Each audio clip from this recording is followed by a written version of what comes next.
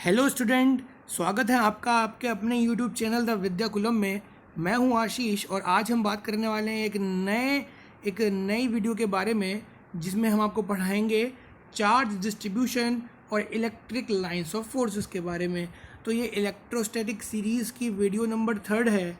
इससे पहले 2 वीडियोस और आ चुकी हैं जिसमें हमने चार्जेस का बेसिक, इलेक्ट्रिक फील्ड और कूलाम्स फोर्सेस के बारे में पढ़ चुके हैं। तो अगर आपने वो वीडियो अभी तक नहीं देखी है तो प्लीज़ चले जाइए और जाके पहले उन वीडियोस को देखिएगा और फिर ये वाली वीडियो को कंटिन्यू करिएगा। जो भी मैं पढ़ाने जा रहा हूँ वो CBSE क्लास 12th नीट और जेई के हिसाब से को ध्यान में रखकर पढ़ाऊँगा। समझ में आया? तो आज जो हम टॉपिक पढ़ने वाले हैं वो है चार्ज डिस्ट्रीब्यूशन और इलेक्ट्रिक लाइंस ऑफ फोर्सेस। चलिए चलते हैं आगे। तो बेटा देखिए, मैं आपको थोड़ा सा यहाँ पे पहले बेसिक जानकारी दे देता हूँ, उसके बाद हम आगे चलते रहेंगे, ठीक है ना। देखिए बेटा, आज जो हम पढ़ने वाले हैं उसका नाम है चार्ज डिस्ट्रीब्यूशन। क्या नाम है उसका? Charge distribution. आपने बेटा आज तक क्या पढ़ा? पॉइंट चार्ज के बारे में बात करी। तो पॉइंट चार्ज क्या होता था? पॉइंट चार्ज कोई भी एक ऐसा चार्ज होता था, मतलब जो कि जिसकी कोई डायमेंशन नहीं होती थी, है ना। जैसे कि कोई भी एक चार्ज है जिसकी कोई रेडियस नहीं है, बिल्कुल एक बहुत छोटे सा कोई बिंदु है, तो हम उसको क्या बोलते हैं? पॉइंट चार्ज बोलते हैं। लेकिन जब क्या होता है, जब किसी सरफेस पर बहुत सारे पॉइंट चार्ज होते हैं, जब किसी सरफेस पर बहुत सारे पॉइंट चार्ज होते हैं तो क्या होता है? वहाँ पे चार्ज यूनिफॉर्मली डिस्ट्रीब्यूटेड होता है।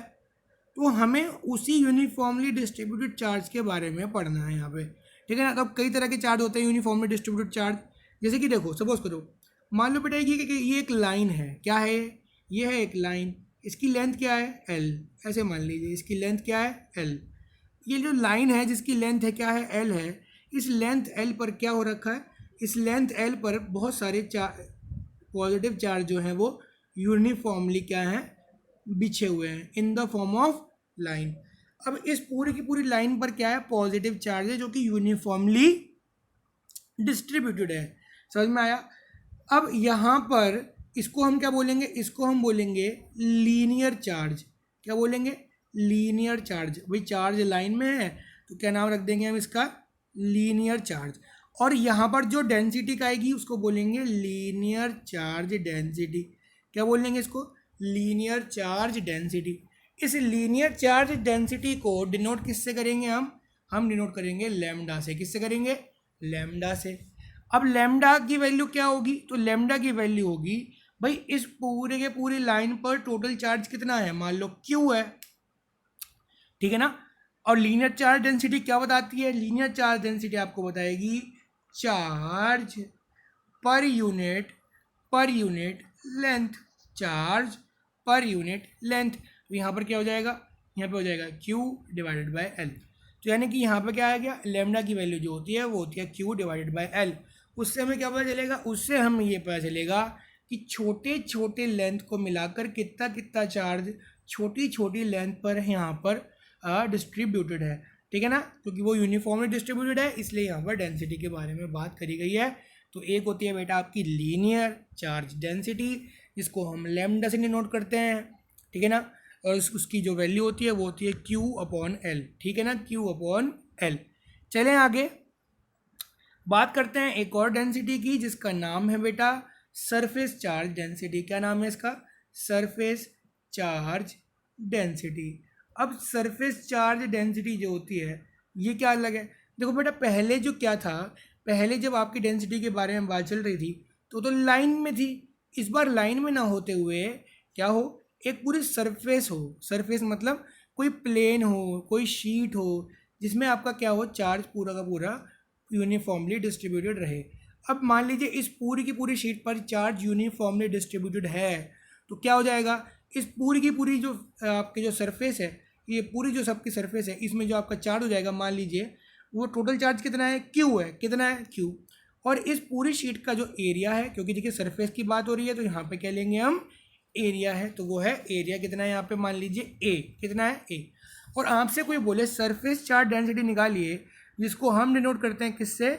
जिसको हम डिनोट करते हैं सिग्मा से। किससे डिनोट करते हैं? सिग्मा से। समझ में आया? जिसको हम डिनोट करते हैं सिग्मा से। तो अगर आपसे सिग्मा जो है सरफेस चार्ज डेंसिटी बोल दी जाए तो आप कैसे निकालेंगे? तो सिंपल सी बात है भाई, सिग्मा अगर आपको निकालना है तो वो क्या होगा? सिग्मा वो होगा charge per unit, charge per unit area, charge per unit area, यानी कि आपका कैपिटल क्यू अपॉन ए। देखिए पहले क्या था? पहले था आपका कैपिटल क्यू अपॉन एल। तो अब इससे क्या, अब यहाँ पर क्या है? कैपिटल क्यू अपॉन ए। अब इससे पता क्या चलेगा? इससे ये पता चलेगा कि भैया आपके छोटे छोटे एरिया में कितना कितना चार्ज फिल है, कितना कितना चार्ज फिल है। बात समझ में आ गई ना कि भैया आपके इतने एरिया में इतना इतना चार्ज फिल है, तभी इन सब को ऐड करके टोटल चार्ज कितना बना है? क्यू बना है। तो छोटे छोटे चार्जेस को मिलाकर क्यू बनता है, और यानी कि हम बोल सकते हैं the charge per unit area is surface charge density, जिसको आप सिग्मा से डिनोट करते हैं। क्या आपको इतनी बात समझ में आ गई है? चलिए चलते हैं एक और बेसिक बात पर, जिसको हम बोलते हैं bulk charge density. Bulk charge density, या फिर इसका एक और नाम है जिसको हम बोलते हैं volumetric, volumetric charge, charge density, volumetric charge density, सबके सब एक ही बात के नाम है। इसमें क्या होता है बेटा? इसमें आपका एक पूरा का पूरा एक वॉल्यूम होगा, जैसे कि एक क्यूब हो सकता है, ये रहा आपका क्यूब।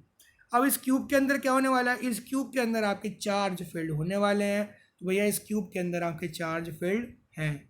समझ में आया? अब ये एक 3D ऑब्जेक्ट है, तभी यहाँ पर वॉल्यूम की बात करी गई है। याद रखिएगा, किसी भी 3D ऑब्जेक्ट में वॉल्यूम की बात करी जाती है, किसी भी 2D ऑब्जेक्ट में एरिया की बात करी जाती है, और किसी भी 1D ऑब्जेक्ट में सिंपल लेंथ की बात करी जाती है। 1D object is a line, 2D is area और a sheet, and volume is all 3D object. समझ में आया? चलिए आगे चलते हैं और समझते हैं मैं क्या बोल रहा था। चलिए मैं इसको यहाँ पर रब कर देता हूँ जो मैंने यहाँ पर लिखा है, और फिर चलते हैं हम लोग आगे। चलिए देखिए, हाँ अब यहाँ पर जो ये आपका चार्ज फिल है, तो यहाँ पर आपको निकालनी है आपकी बल्क चार्ज डेंसिटी या फिर वॉल्यूमेट्रिक चार्ज डेंसिटी, जिसको आप रो से डिनोट करोगे। किससे डिनोट करोगे? रो से।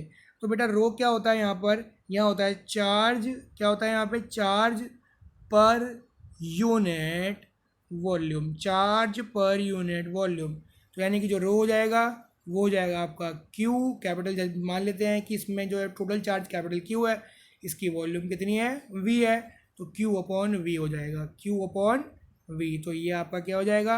ये आपका आंसर आ जाएगा। मैं उम्मीद करता हूँ आपको ये तीनों बातें समझ में आई होंगी। आइए समराइज़ कर लेते हैं यहाँ पर क्या क्या बातें हमने करी हैं। हमने सिंपल ये देखिए 3 बातें करी हैं कि जो आपका लैम्डा होता है वो होता है आपका क्यू बाय एल, जो आपका सरफेस चार्ज डेंसिटी होती है जिसको हम बोलते हैं सिग्मा, वो होती है आपकी क्यू बाय एरिया, लीजिए क्यू। और एक चीज़ होती है आपकी क्या? वॉल्यूमेट्रिक चार्ज डेंसिटी, वो होता है आपका क्यू बाय वॉल्यूम। ठीक है, अगर बात करें इसकी यूनिट की और इसकी यूनिट की और इनकी यूनिट की, तो आइए ज़रा बात कर लेते हैं। जो इसकी यूनिट होगी वो होगी कूलम पर मीटर। क्या होगी? Coulomb per metre. इसकी क्या होगी? Coulomb per metre square. इसकी क्या होगी? Coulomb per metre cube. ये अलग अलग हिसाब से, अलग अलग सिस्टम ऑफ यूनिट के हिसाब से चेंज हो सकती है। नीचे आपका सेंटीमीटर स्क्वायर भी आ सकता है, सेंटीमीटर भी आ सकता है, और सेंटीमीटर क्यूब। ये क्यूब रहेगा क्योंकि ये वॉल्यूम है, और वॉल्यूम की जो आपकी यूनिट होती है वो मीटर क्यूब होती है। तो मैं समझता हूँ कि आपको ये तीनों की तीनों डेंसिटी समझ में आ गई हैं। अगर समझ में आ गई हैं तो आइए चलते हैं और देखते हैं कि इनकी मदद से इलेक्ट्रिक फील्ड और फोर्सेस को कैसे निकाला जाएगा। चलिए चलते हैं अपनी अगली स्लाइड पर, जहाँ पर रिटन फॉर्म में लिखा हुआ है। चलिए देखते हैं। अब आपको क्या निकालना है थोड़ा समझ लीजिए, मैं आपको धीरे धीरे करके समझाता भी रहूँगा। जो डायग्राम बनाया है उसको ब्लैक स्क्रीन पर भी समझा दूंगा। चलिए देखिए, लिखा है intensity, intensity of electric field due to continuous charge distribution. यानी कि आपको इंटेंसिटी निकालनी है इलेक्ट्रिक फील्ड की किसी कंटिन्यूस चार्ज डिस्ट्रीब्यूशन की वजह से। अब मैंने आपको 3 तरह के डिस्ट्रीब्यूशन पढ़ाए हैं, तो हम यहाँ पे 3 तरह के ही पढ़ेंगे। एक तो मैं यहाँ पे आपको लीनियर पढ़ा रहा हूँ, नीचे आपका सरफेस और वॉल्यूमेट्रिक भी रहेगा। तो आइए समझते हैं कि कैसे आपको इलेक्ट्रिक फील्ड की वैल्यू यहाँ पर फाइंड करनी है। अब देख लीजिए, यहाँ पर एक डायग्राम बना हुआ है। यहाँ पर हमने क्या लिया है, देखिए बहुत ध्यान से देखिएगा। मैं यहाँ पर रीड्रॉ कर रहा हूँ इसी के ऊपर, अगर ज़रूरत पड़ेगी तो मैं आपको ब्लैक स्क्रीन पर दिखा दूंगा। मान लीजिए ये आपकी कोई लाइन थी जो कि आपकी एल डिस्टेंस की लाइन थी। इस पूरी की पूरी लाइन पर आपका पॉजिटिव चार्ज क्या था? यूनिफॉर्मली डिस्ट्रीब्यूटेड था। क्या था? यूनिफॉर्मली डिस्ट्रीब्यूटेड था। समझ में आ गया आपको? और समझिए ज़रा अच्छे से क्या बात है यहाँ पे। अगर ये पॉजिटिव चार्ज यहाँ पे यूनिफॉर्मली डिस्ट्रीब्यूटेड है तो हमने क्या किया, हमने एक छोटा सा डिस्टेंस लिया है बेटा, एक बहुत छोटा सा डिस्टेंस जिसकी वैल्यू कितनी है dl, कितनी है डिस्टेंस की वैल्यू कितनी है dl। अब इस dl को पॉइंट चार्ज मानना पड़ेगा। पॉइंट चार्ज क्यों मानना पड़ेगा, क्योंकि बेटा आपको याद है कूलम्स लॉ हमेशा पॉइंट चार्जेस के बीच में ही लगता है। तो हम क्या करेंगे, हम अपने टेस्ट चार्ज से इस और यहाँ तक की दूरी जो है उसको मान लेंगे r, क्या मान लेंगे r, और हम बोलेंगे कि ये तो 2 पॉइंट चार्ज है। याद रखिएगा इसमें एक पॉइंट चार्ज नहीं है, ये तो एक लीनियर चार्ज है, लेकिन हमने छोटी सी डिस्टेंस लेकर इसको पॉइंट चार्ज माना है। आइए मैं इसको आपको एक बार ब्लैक स्क्रीन पर थोड़ा सा डेमोन्स्ट्रेट करके दिखा देता हूँ कि यहाँ पर क्या चल रहा है। देखिए क्या हो रहा है यहाँ पर, देखिए ज़रा अच्छे से समझिएगा। यहाँ पर हमने एक आपका कोऑर्डिनेट सिस्टम ले लिया है। अब यहाँ पर क्या है, देखिए यहाँ पर आपका ओरिजिन होता है जिसको हम बोलते हैं ओ। बेटा यहाँ पर क्या है कि यहाँ पर कोई एक लाइन जा रही थी, है ना, जिस पर पॉजिटिव चार्ज एक्यूमुलेटेड था, यूनिफॉर्मली डिस्ट्रीब्यूटेड था। समझ में आया। इस पूरी की पूरी जो आपकी लाइन थी, इस पर आपने अपनी मर्जी से कहीं भी क्या लिया, एक छोटा सा डिस्टेंस ले लिया। क्या ले लिया, एक बहुत छोटा डिस्टेंस। देखिए आपको अलग कलर से दिख रहा होगा, बस इतना सा डिस्टेंस लिया है। इस डिस्टेंस को हम क्या बोल रहे हैं, इस डिस्टेंस को हम बोल रहे हैं डी एल, यानी कि डी एल जितना डिस्टेंस लिया है। समझ में आया। आपका एक टेस्ट चार्ज है बेटा क्यू नॉट, जो कि एक अलग जगह पर प्रेजेंट है। अब ध्यान से समझिएगा, यहाँ से लेकर इस ओरिजिन से लेकर इस क्यू तक की जो दूरी है, ये जो है इसको हम क्या बोलेंगे, इसको हम बोलेंगे r1 वेक्टर, ठीक है ना। और इसको हम क्या बोलेंगे, इसको हम बोलेंगे r2 वेक्टर, ठीक है ना। अब देख लीजिए यहाँ पे नीचे, यहाँ पर भी हमने ऐसे ही करा है। देखिए थोड़ा उल्टा कर लिया, यहाँ पे हमने लिया है r1 वेक्टर, यहाँ पे हमने लिया है r2 वेक्टर। समझ में आया। और हम निकालेंगे कि हमारे क्यू नॉट चार्ज पर कितना फोर्स लग रहा है इस dl पॉइंट चार्ज की वजह से। तो ऑब्वियसली बात है, ये भी पॉजिटिव है, ये भी पॉजिटिव है, तो भैया चार्जेस का जो फोर्स लगेगा वो कहाँ लगेगा, वो कुछ इस तरह से लगेगा, ये रहेगा फोर्स, क्योंकि ये क्या है, ये यहाँ पर क्या रहने वाला है, ये पूरा का पूरा यहाँ पर रिपल्शन रहने वाला है।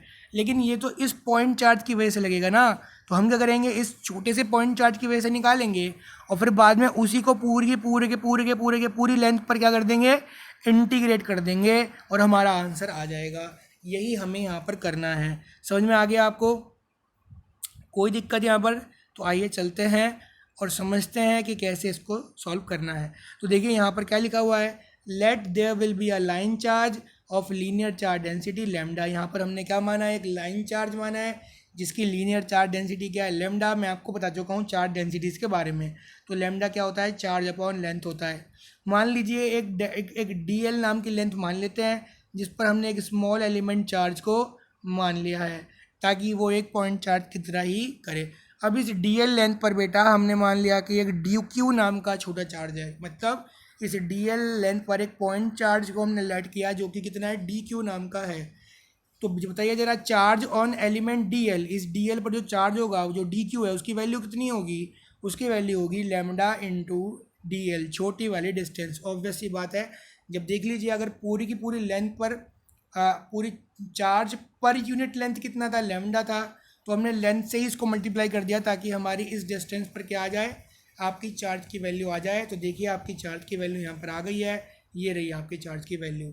अब एक चार्ज आपके पास यहाँ पर आ गया, इस चार्ज की वैल्यू आपने कितनी ले ली यहाँ पर, लैम्डा डी एल, और इस चार्ज की वैल्यू कितनी है यहाँ पर, क्यू नॉट। इन दोनों के बीच में आपको फोर्स निकालना होगा।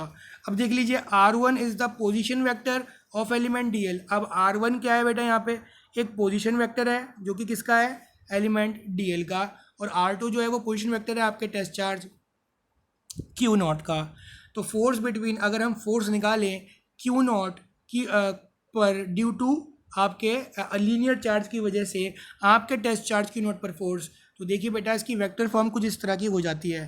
क्या हो जाएगी वेक्टर फॉर्म, देखिए आपको मालूम है कि देखिए वेक्टर फॉर्म क्या होती थी फोर्स की, तो फोर्स की जो वेक्टर फॉर्म होती थी वो होती थी आपका 1/4 पाई एप्सिलॉन नॉट, है ना, Q1 Q2 over mod r का क्यूब अपॉन r वेक्टर। समझ में आया ना। तो हमने यहाँ पर भी ये करा है, बस r की जगह क्या रखा है हमने, r2 माइनस r1। क्यों, क्योंकि हम जानते हैं कि ये जो r होता है, r वेक्टर, ये होता है आपका r2 vector minus r1 vector.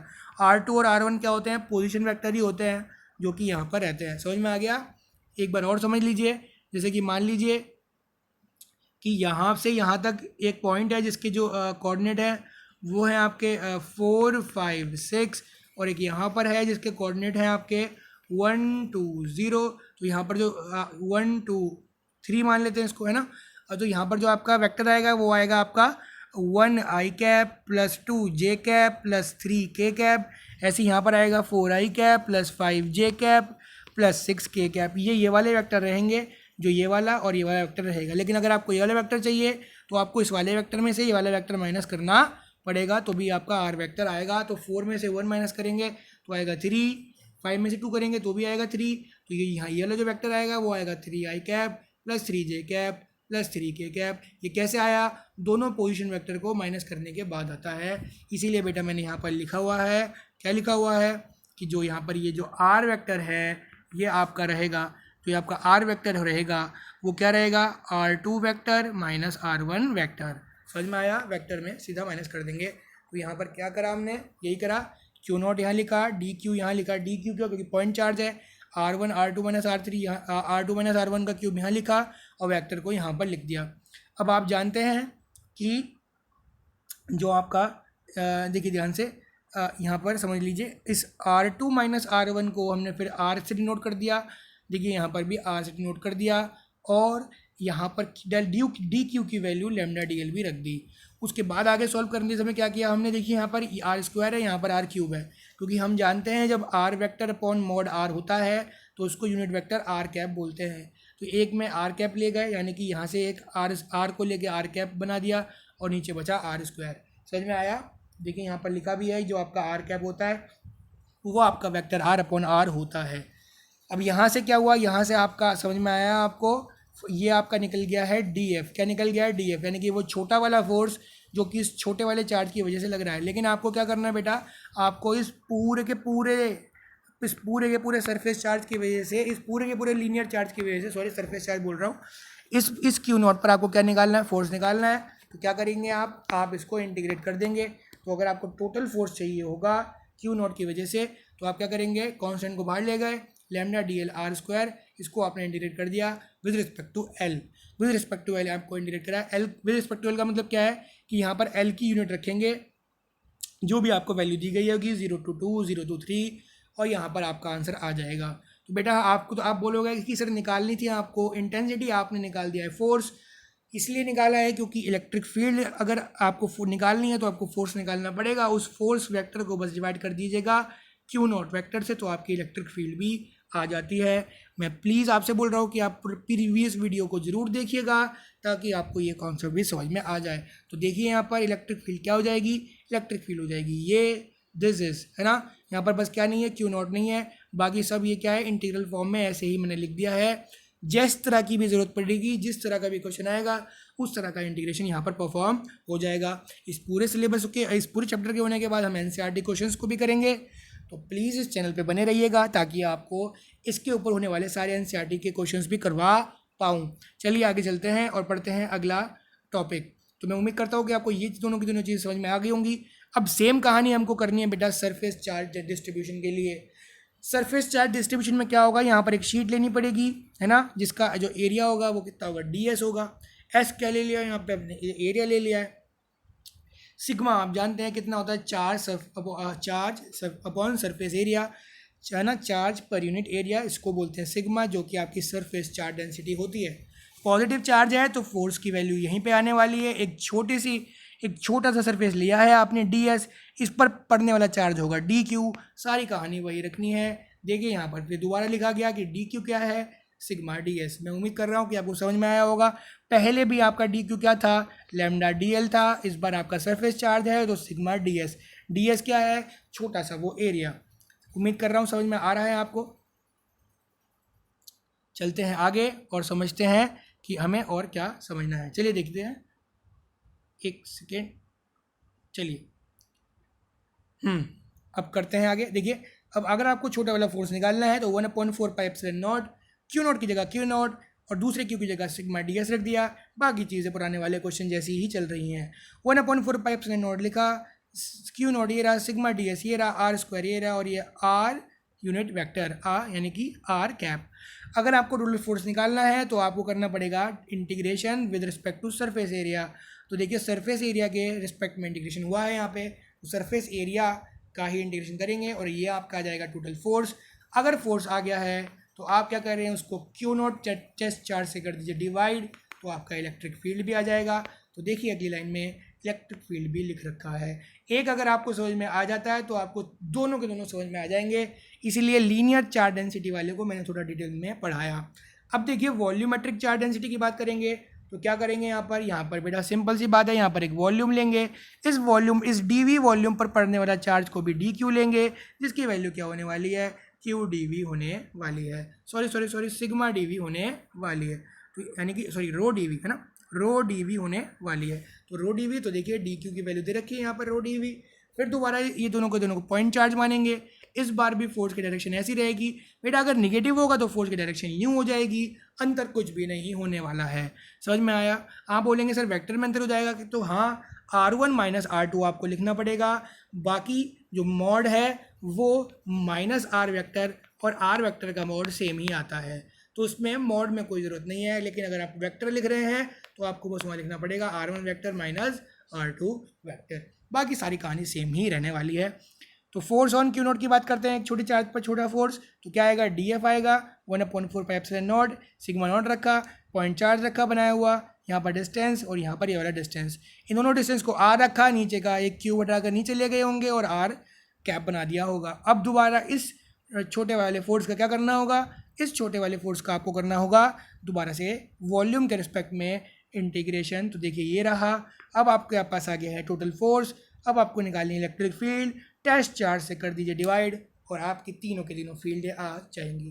तो देखिए मैंने आपको तीनों की तीनों फील्डें बता दी, किस किस चीज़ में, आपका वॉल्यूमेट्रिक चार्ज डेंसिटीज़ में, आपका लीनियर चार्ज डेंसिटीज़ में और सरफेस चार्ज डेंसिटीज़ में भी। समझ में आया? तो इन सब चीज़ों का उपयोग करके आप कोई भी क्वेश्चन कर सकते हैं। जैसे कि सपोज कर लीजिए कि आपको कभी सिग्मा की वैल्यू दे दी जाए, भैया इतने, जैसे कि मान लीजिए मैं बोल देता हूँ कि 10 कूलम पर मीटर क्यूब है ना, और आर की वैल्यू ये है और जो वॉल्यूम है वो उसकी लिमिट दे दी जाए, तो आप ये वाला फॉर्मूला लगाकर आप आराम से निकाल सकते हो। बेटा मैं आपको फिर बता रहा हूँ कि ये इंटीग्रेशन से आया है आपका फोर्स का फॉर्मूला, ये आपका फोर्स का फॉर्मूला कूलम्स लॉ से नहीं आया, क्योंकि कूलम्स लॉ की एक लिमिटेशन हुआ करती थी कि पॉइंट चार्जेस के बीच में ही हमेशा कूलम्स फोर्सेस लगते हैं, और यहाँ पे पॉइंट चार्ज है नहीं, यहाँ पर तो बल्क चार्जेस हैं, शीट में है, लाइन में है, इसीलिए यहाँ पर थोड़ा अलग फंडा अपनाना पड़ता है। एक बार प्लीज़ फर्स्ट और सेकंड पार्ट को भी पढ़िएगा, वहाँ मैंने बहुत डिटेल में आपको समझाया है कि किस तरह से ये चीज़ें काम करती हैं। अब अगला जो टॉपिक हमारा होने वाला है बेटा, वो है आपका इलेक्ट्रिक लाइंस ऑफ फोर्सेस। तो आइए पहले ज़रा इसके बारे में थोड़ी सी जानकारी ले लेते हैं एक ब्लैक स्क्रीन पर।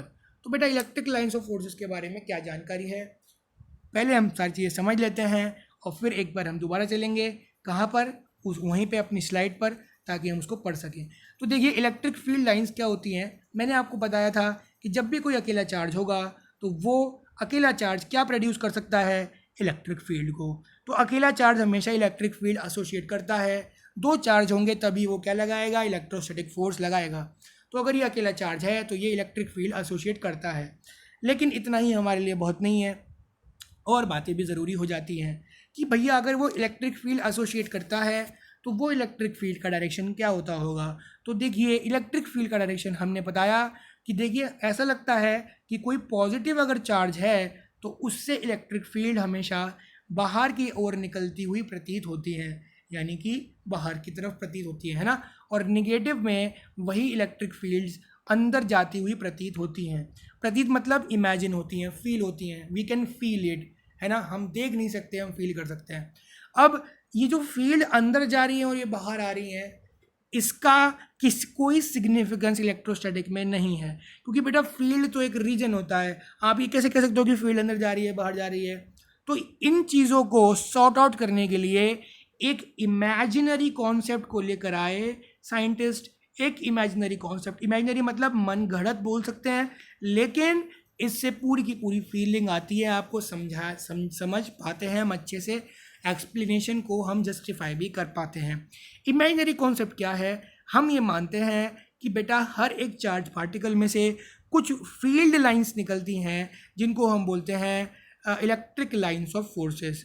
Electric lines of forces, electric lines of forces उनका नाम होता है, यानी कि वो लाइन जो कि फोर्सेस की लाइन होंगी, यानी कि जब फोर्स लगेगा तो उन्हीं लाइन के बीच में लगेगा। एक सेकेंड, थोड़ा यहाँ पे प्रॉब्लम हो गई है, मैं एक सेकेंड देख लेता हूँ।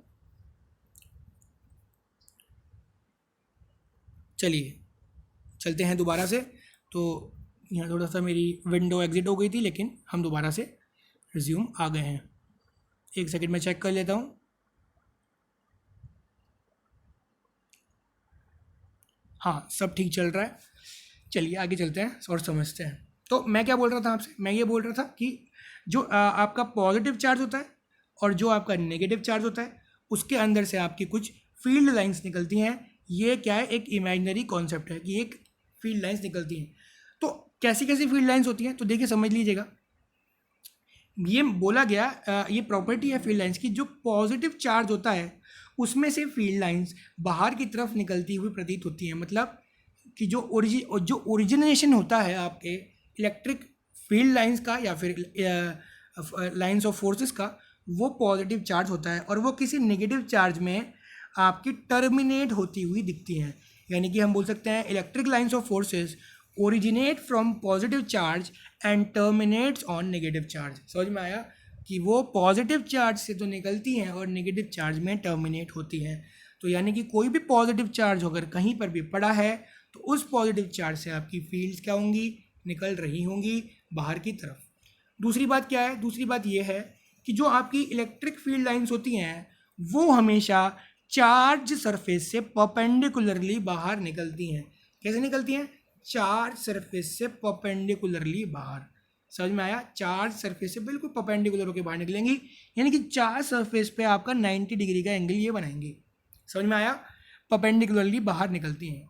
एक और पॉइंट है कि कभी भी दो आपकी इलेक्ट्रिक फील्ड लाइंस एक दूसरे को इंटरसेक्ट नहीं करती, यानी कि दो लाइंस एक दूसरे को इंटरसेक्ट नहीं करती। जैसे कि ये लाइन है तो कोई दूसरी लाइन ऐसे करके इंटरसेक्ट नहीं कर सकती। क्यों नहीं कर सकती, इसके लिए आपको दूसरी प्रॉपर्टी समझनी पड़ेगी। क्या प्रॉपर्टी है वो प्रॉपर्टी ये है कि अगर आपके पास इलेक्ट्रिक फील्ड लाइंस है और इलेक्ट्रिक फील्ड लाइंस पर आपको इलेक्ट्रिक फील्ड लाइंस या फिर इलेक्ट्रिक लाइंस ऑफ फोर्सेस पर अगर आपको आपके इलेक्ट्रिक फील्ड की डायरेक्शन चाहिए, तो देखिए ये पॉजिटिव से निकल रही है, यानी कि इनका एरो यहाँ होगा, और आपको किसी एक सर्टेन पॉइंट पर डायरेक्शन ऑफ इलेक्ट्रिक फील्ड चाहिए, तो आप क्या करिए, उस सर्टेन पॉइंट पर टेंजेंट ड्रॉ कर दीजिए। तो यहाँ पर ये क्या हो जाएगी, इलेक्ट्रिक फील्ड की डायरेक्शन हो जाएगी। आपको कहीं भी चाहिए, इसमें आगे भी कहीं भी चाहिए होगी, तो आप क्या करेंगे, आप सिर्फ टेंजेंट ही ड्रॉ करेंगे। जैसे कि मैं बोलूँ कि अगर आपको इस वाले पॉइंट पर चाहिए तो आप यहाँ पर टेंजेंट ड्रॉ कर दीजिए, ये हो जाएगी आपकी इलेक्ट्रिक फील्ड लाइंस। यानी कि हम बोल सकते हैं the tangent drawn on the electric lines of forces give the direction of electric field at that point. समझ में आया। अब दूसरी वाली केस पे चलते हैं। मान लीजिए कि अगर दो इलेक्ट्रिक फील्ड लाइंस आपस में इंटरसेक्ट कर गई इस तरह से, ये और ये और ये और ये, तो देखिए जहाँ पर भी आपका पॉइंट ऑफ इंटरसेक्शन होगा वहाँ पर आप दो टेंजेंट ड्रॉ कर पाएंगे, एक इधर की तरफ और एक इधर की तरफ। यानी कि इस एक सिंगल पॉइंट पर इस चार्ज की वजह से जो इलेक्ट्रिक फील्ड होगी उसके दो डायरेक्शन होंगे, और इलेक्ट्रिक फील्ड का एट अ सर्टेन पॉइंट दो डायरेक्शन इम्पॉसिबल नहीं, अरे इम्पॉसिबल है ना, हो ही नहीं सकते भैया, किसी भी एक पॉइंट पर इलेक्ट्रिक फील्ड के दो डायरेक्शन नहीं हो सकते। तो मैं उम्मीद करता हूँ आपको ये वाली बात भी समझ में आ गई होगी। इलेक्ट्रिक फील्ड लाइन जब भी किसी चार्ज सरफेस से निकलती हैं तो क्या करती हैं, तो याद करिएगा कि जब वो दूर जाती हैं तो उनके बीच का जो डिस्टेंस है वो बड़ा हो जाता है। देखिए जैसे कि मैं यहाँ पे बना देता हूँ, अभी इलेक्ट्रिक फील्ड लाइंस क्या कर रही हैं, जैसे जैसे दूर जा रही है, देखिए यहाँ पर देखिए डिस्टेंस कम है लेकिन यहाँ पर क्या है, डिस्टेंस ज़्यादा है, यहाँ पर डिस्टेंस क्या है, कम है, लेकिन यहाँ पे क्या है, डिस्टेंस ज़्यादा है। तो ये क्या करती हैं, इनकी जो डेंसिटी होती है वो डिस्टेंस में दूर जाने पर इनकी डेंसिटी क्या हो जाती है, कम हो जाती है। ये जो डेंसिटी का कम होना है, इन लाइंस की डेंसिटी का कम होना है, यही बताता है कि इलेक्ट्रिक फील्ड क्या हो रही है, वीक हो रही है। इससे एक बात और पता चलती है कि आपके चार्ज सरफेस से आप जितना दूर जाएंगे आपकी जो density of electric lines of forces हैं वो कम हो जाएंगी, और इसीलिए आपकी क्या वीक हो जाएगी, इलेक्ट्रिक फील्ड की इंटेंसिटी भी वीक हो जाएगी। इसलिए आपको भी मालूम है कि एट अ सर्टेन पॉइंट यहाँ पर इलेक्ट्रिक फील्ड की वैल्यू अलग होगी और यहाँ पर अलग होगी। ऑब्वियसली बात है, ये वाली जो होगी वो स्ट्रांग होगी और ये वाली जो होगी वो वीक होगी, क्योंकि जो आपकी इलेक्ट्रिक फील्ड होती है वो भी इनवर्सली प्रोपोर्शनल होती है किसके, आर के स्क्वायर के। तो जितना ज़्यादा डिस्टेंस उतनी वीक आपकी इलेक्ट्रिक फील्ड रहने वाली है। समझ में आ गया आपको? एक और पॉइंट पे बात कर लेते हैं। ये सारे पॉइंट मैंने आपको नोट्स में लिखे हुए हैं, फिर भी मैं आपको वन बाय वन सारे एक्सप्लेन कर रहा हूँ।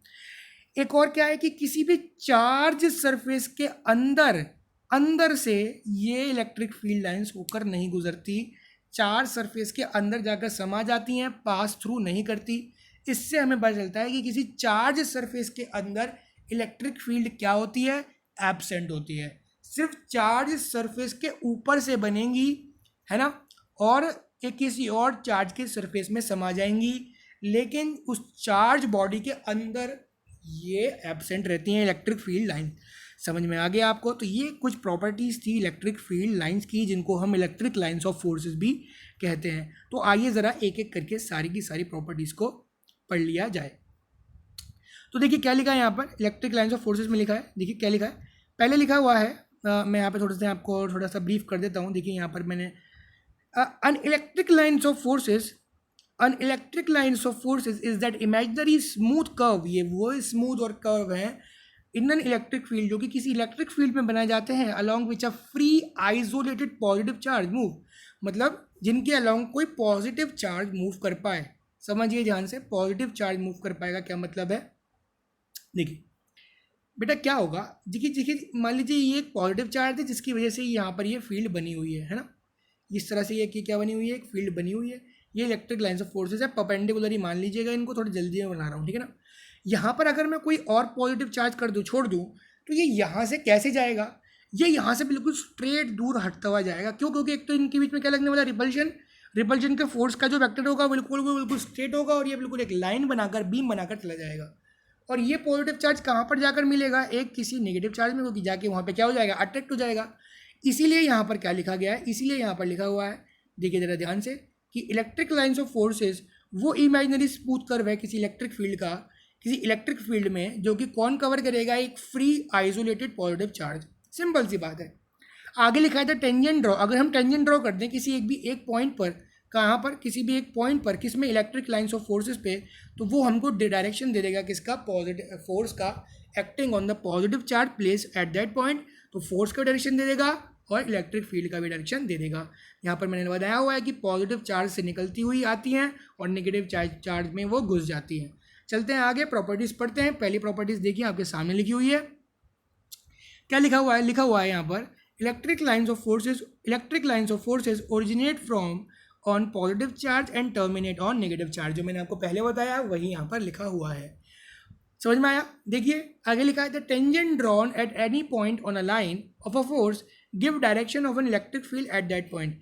यानी कि क्या करेंगे, किसी भी पॉइंट पर अगर आपने टेंजेंट ड्रॉ कर दिया तो वो आपको फोर्स की डायरेक्शन देगा और इलेक्ट्रिक फील्ड की भी डायरेक्शन देगा उस पॉइंट पर। यानी कि अगर आपने इलेक्ट्रिक फील्ड लाइंस पर क्या कर दिया, ड्रॉ, टेंजेंट ड्रॉ कर दिया, तो वो आपको वहाँ पे डायरेक्शन प्रोवाइड कर देगा। आगे लिखा हुआ है, the two lines of forces can not intersect at a common point. मैंने आपको बताया कि दो लाइन्स ऑफ फोर्सेज कभी भी एक कॉमन पॉइंट पर इंटरसेक्ट नहीं करती। फॉर अगर वो ऐसा करती हैं तो इसका मतलब हो जाएगा कि दो डिफरेंट डायरेक्शन होंगे किसी इलेक्ट्रिक फील्ड के at a single point of intersection. उस पॉइंट ऑफ इंटरसेक्शन पर दो डिफरेंट डायरेक्शन होंगे किसी इलेक्ट्रिक फील्ड के, जो कि इम्पॉसिबल है। चलते हैं आगे। Electric lines of forces do not pass through a conductor. किसी कंडक्टर के अंदर से पास नहीं होती। This indicate the electric field inside the conductor is zero. तो किसी भी कंडक्टर के अंदर इलेक्ट्रिक फील्ड क्या होती है, जीरो होती है। चलें, समझ में आया आपको? आगे दे रखा है, relative closeness of the electric field lines in the different region of space indicate the relative strength. मैंने आपको बताया था कि किसी चार्ज स्पेस से जितना ज़्यादा आपका डिस्टेंस बढ़ता जाएगा, दो लाइंस के बीच का डिस्टेंस बढ़ता जाएगा, यानी कि रिलेटिव स्पेस आपका, रिलेटिव क्लोजनेस आपकी जितनी ज़्यादा रहेगी आपकी स्ट्रेंथ भी ज़्यादा रहेगी। रिलेटिव क्लोजनेस जितनी कम हो जाएगी आपकी स्ट्रेंथ भी कम हो जाएगी। In the region when the lines of forces are closer, जब क्लोजर होंगी तो स्ट्रॉन्गर होंगी, जहाँ पर आपकी फार्दर अपार्ट होंगी वहाँ पर आपकी वीकर रहेंगी। मैं उम्मीद कर रहा हूँ आपको ये वाली बात भी समझ में आ गई है। अगली लाइन देखिए क्या लिखी हुई है, अगली लाइन लिखी हुई है, the lines of forces are continuous. हमेशा कंटिन्यूस रहती हैं, नो ब्रेक्स नहीं रहते। वो क्या होती हैं, इमेजिनरी होती हैं, लेकिन इलेक्ट्रिक फील्ड जिसको वो रिप्रेजेंट करती हैं वो रियल होती है। मतलब ये लाइंस इमेजिनरी हैं, लेकिन ये जिस चीज़ को रिप्रेजेंट करती हैं जो कि होती है इलेक्ट्रिक फील्ड वो रियल होती है, उसका वजूद होता है। इन लाइंस का कोई वजूद नहीं होता, बस ये एक रिप्रेजेंटेशन का तरीका है कि इलेक्ट्रिक फील्ड को कैसे दिखाया जा सकता है। समझ में आ गया आपको? तो बेटा ये मैंने आपको पूरा पढ़ा दिया। तो आज हमने क्या क्या पढ़ा, एक बार समझ लेते हैं। हमने आज चार्ज डेंसिटीज पढ़ी, सारी की सारी। कौन कौन सी पढ़ी हमने? एक हमने पढ़ी लीनियर, एक हमने पढ़ी सरफेस, और एक हमने क्या पढ़ी? आपकी वॉल्यूम, या फिर जिसको हम बोलते हैं बल्क भी। तो ये आपने आज पढ़ी। साथ में हमने इलेक्ट्रिक फील्ड लाइंस, या फिर जिनको हम बोलते हैं लाइंस ऑफ फोर्सेस के बारे में भी हमने सब पढ़ा। तो बेटा देखिए, याद रखिएगा, कभी भी आपका सीबीएसई में 12th क्लास में टेस्ट होगा, यूनिट टेस्ट होगा, बोर्ड होगा, तो मैंने आपको जितनी भी प्रॉपर्टीज़ लिखवाई हैं, properties of what? Properties of electric field lines या फिर लाइंस ऑफ फोर्सेस, वो बहुत इंपॉर्टेंट होती हैं। हर बार थ्योरी में वो पूछा ही जाएगा, तो प्लीज़ आप उसको ज़रूर याद कर लीजिएगा। इसमें एक इंटरसेक्शन वाली जो मैंने आपको बात बताई थी वो बहुत ज़रूरी है। काफ़ी बार गिव रीजंस टाइप क्वेश्चन या फिर कुछ ऐसा थ्योरी का क्वेश्चन बन जाता है जहाँ पर कंसेप्ट पूछा जाएगा। तो ये इलेक्ट्रिक फील्ड लाइंस के कॉन्सेप्ट जो भी मैंने आपको बताए हैं, जो कि टोटल 6 हैं, आप इनको ज़रूर याद रखिएगा। समझ में आया? तो ये थी आपकी थर्ड पार्ट आपका इलेक्ट्रोस्टैटिक का। मैं जानता हूँ ये वीडियो थोड़ी लेट हो गई है, क्योंकि आजकल थोड़ा सा मैं बिज़ी था, तो मैं यहाँ पर थोड़ा टाइम नहीं दे पाया, लेकिन उम्मीद रखिएगा कि आगे वीडियो रेगुलर आपको मिलती रहेगी। ठीक है, तो थर्ड वीडियो अब मैंने आपको दे दी है। आगे और भी वीडियोज़ आने वाली हैं इस पूरे चैप्टर से रिलेटेड, तो प्लीज़ चैनल को कर लीजिए आप सब्सक्राइब, प्लीज़ सब्सक्राइब करके ही जाइएगा, और वीडियो को कर दीजिए लाइक अगर आपको यह पसंद आई है। कोई भी सुझाव के लिए कर दीजिए नीचे कमेंट। मैं चाहता हूं कि आप इस वीडियो को शेयर करें अपने व्हाट्सएप ग्रुप में अगर आपको ये बेनिफिशियरी लग रही है तो। कोई भी डाउट हो तो प्लीज़ आप नीचे कमेंट सेक्शन में पूछ सकते हैं, मैं सारे कमेंट पढ़ता हूं और सबका आंसर दे दूंगा। तब तक के लिए बने रहिए हमारे चैनल पे, हम लाते रहेंगे आपके लिए और भी अच्छी अच्छी वीडियो। अपना रखिए बहुत ख्याल। कोरोना की एक नेशनल वॉर जो चल रही है, उसमें अपना कंट्रीब्यूशन घर बैठकर देते रहिए। सारे रूल्स एंड लॉज को फॉलो करिए, खुद को सैनिटाइज करिए, अपने हाथ निरंतर धोते रहिए। मैं आशीष मिलता हूँ आपसे अगली वीडियो में, तब तक के लिए दीजिए मुझे इजाज़त। Thank you so much.